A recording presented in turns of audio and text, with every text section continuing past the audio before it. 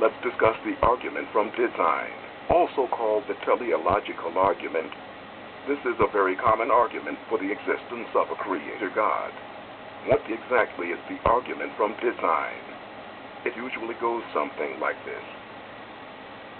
Something that looks designed must have a designer. But how, specifically, can we judge whether something looks designed? If something is both functional and complex, then it is impossible or highly unlikely to have arisen without being designed. The universe is one such thing.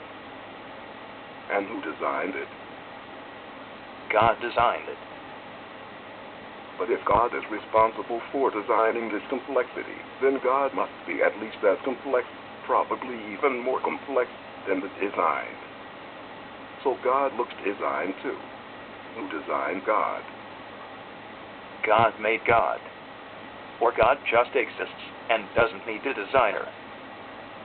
Now you are saying that God, something at least as functional and complex as the universe, something that looks designed, is capable of making itself or just existing on its own? I can just as easily apply that reasoning to the universe itself. If you admit that something as complex as God can be responsible for its own existence, then you admit that something less complex, like the universe, can be responsible for its own existence and does not need a designer. Then God is not necessary after all. So the argument from design unravels itself, and in the end, is not an argument for the existence of God. People who want to argue for the existence of God will have to use a different argument. This one is empty.